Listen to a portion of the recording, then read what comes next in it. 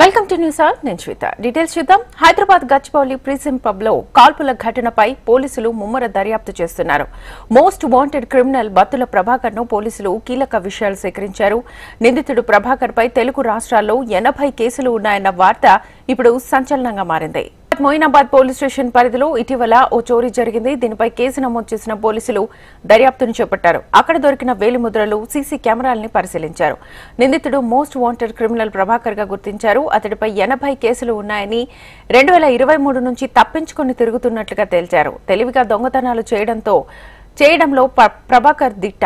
ముఖానికి మాస్క్ ని ధరిస్తూ ఏ చిన్న క్లూ లేకుండా చోరీలకు పాల్పడుతుంటాడు. అలా సంపాదించిన నగదుతో జల్సాలు చేస్తుంటాడు. అయితే పోలీసులు ఎట్టకేలకు అతడి ఆచూకీని కనిపెట్టారు. ఫ్రీజం పబ్ కు తరచూ వస్తుంటాడని మాదాపూర్ సిసిఎస్ పోలీసులకు సమాచారం అందింది. ఈసారి పక్కా పథకం ప్రకారం అతన్ని అరెస్ట్ చేయాలని ప్లాన్ చేశారు.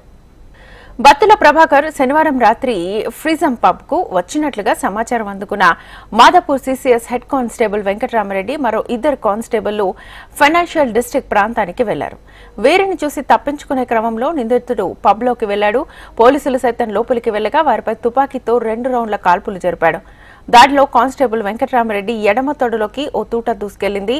మరో 2 పబ్ బౌన్సర్లకు సైతం గాయాలయ్యాయి. అయితే అతి కష్టం మీద నిందితుడిని పోలీసులు పట్టుకున్నారు.